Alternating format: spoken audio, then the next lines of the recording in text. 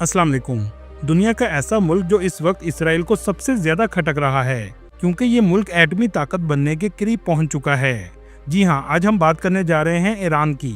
Israel ने Iran पर मौजूदा तारीख का सबसे बड़ा हमला किया है और ईरान की सबसे बड़ी जौहरी तनसीबात को निशाना बनाया है ताकि ईरान के एटमी प्रोग्राम को बंद करवाया जा सके। इसराइल इस वक्त पूरे हित्ते में दहशतगर्दी से अपना खौफ पैदा करने की कोशिश कर रहा है, क्योंकि ये ग्रेटर इसराइल बनाना चाहता है। दोस्तों, आज का वाकया ईरान में रजीम चेंज की भी निशानदेही कर रहा है, क्योंकि बहुत बड़े न्यूक्लियर साइंसदान इस हमले में शहीद हुए हैं। हमले का सबको अंदाजा था कि होने वाला है, लेकिन जिस तरह का हमला किया गया है, ये ऐसा लग रहा है कि ईरान में बहुत बड़ी तब्दीली आने वाली है। ऐसा मैं क्यों कह रहा हूँ, ये आगे चलकर आपको मैं वीडियो में बताऊंगा। आज की वीडियो में हम आपको ये भी दिखाएंगे कि कैसे इसराइली एजेंसी मोसाद ने ईरान में हथियार स्मगल किए हैं। ईरान ने इसराइल को ऐसा जवाब दिया है कि तल अवीव पर मिसाइलों की बारिश कर दी है, जिसके बाद लबनान में जश्न भी मनाया गया है। ईरान की फौजी ताकत दुनिया में किस नंबर पर आती है? इसराइली इंटेलिजेंस मोसाद ने कैसे ईरान के अंदर रहकर तबाही मचाई है? लेकिन सोचने की बात यह है कि अचानक से हमला क्यों किया गया है और हालात यहाँ तक कैसे पहुँचे हैं। चलें ये सब कुछ जानने की कोशिश करते हैं। ईरान मशरिक़ वुस्ता का एक अहम मुस्लिम मुल्क है। इसकी सरहदें इराक, तुर्की, अज़रबैजान, आर्मेनिया, अफगानिस्तान और पाकिस्तान से लगती हैं। इसके अलावा खलीज फारस की साहली पट्टी और दूसरी तरफ कैस्पियन सी वाक़या है। ईरान की तारीख बहुत कदीम है और इसकी तहजीब दुनिया की सबसे कदीम तहजीबों में शामिल है। कदीम ज़माने में ईरान को पर्शिया कहा जाता था।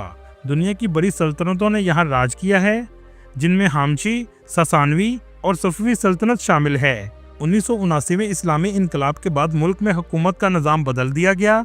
इस इनकलाब की क़यादत आयतुल्लाह रूहुल्लाह खमीनी ने की थी, जिसके नतीजे में शाह ईरान मोहम्मद रज़ा पहलवी का तख्ता उल्ट दिया गया।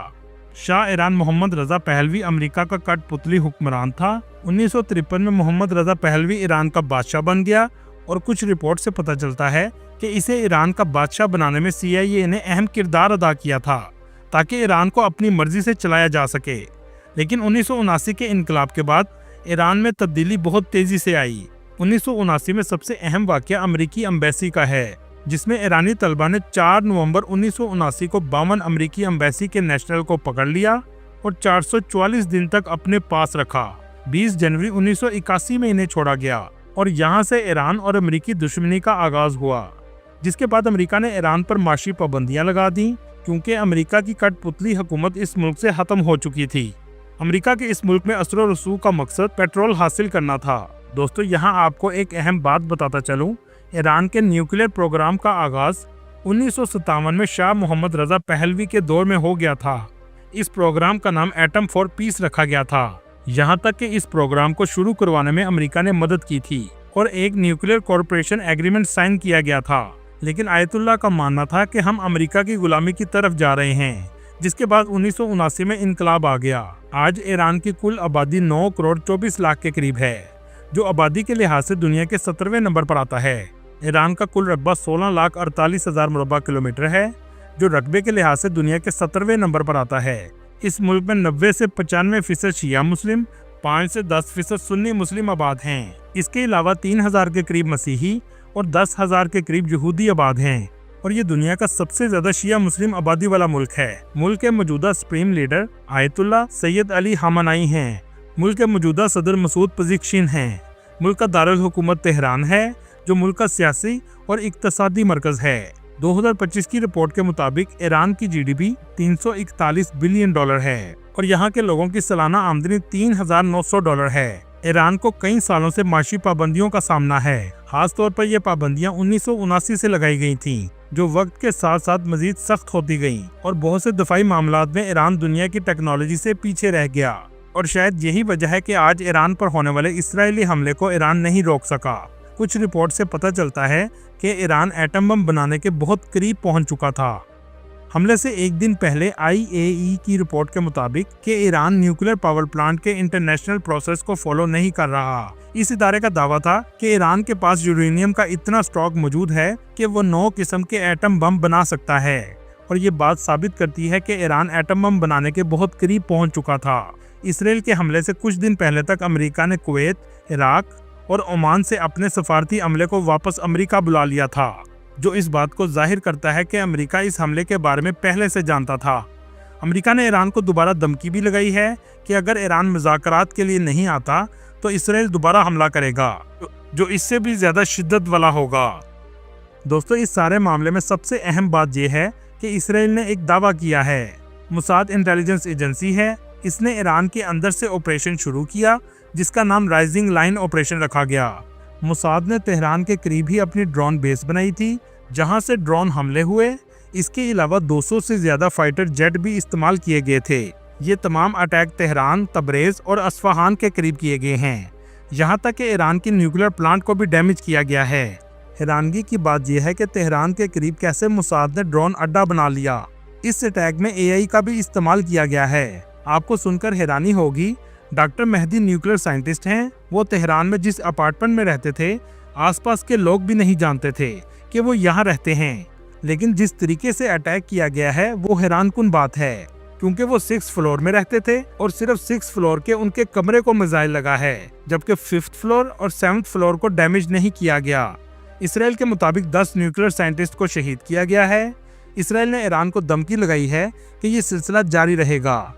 ईरान की जौहरी तंसीबात में इस्फहान और नतांज को अटैक किया गया था। इसराइल का कहना है कि हमले की मंसूबाबंदी कई साल पर मुहित थी। आमतौर पर ऐसा हमला उस वक्त तक नहीं हो सकता जब तक कोई अंदर से गद्दारी ना करे। इसके अलावा इसे ईरान का इंटेलिजेंस फेलियर भी कहा जा रहा है। इस हमले में बहुत से न्यूक्लियर साइंसदान और मिलिट्री की टॉप लीडरशिप एक ही जगह मौजूद थी, जो तमाम शहीद हो गए हैं। ये हमला इस खित्ते की तारीख का बदतरीन हमला है, जो पूरी दुनिया को तीसरी जंग अजीम की तरफ धकेल रहा है। सऊदी अरब, पाकिस्तान, चीन और दुनिया के बहुत से ममालिक ने इसकी मजम्मत की है। अब तक 70 से ज़्यादा शहीद हो चुके हैं और 330 से ज़्यादा जख्मी हैं।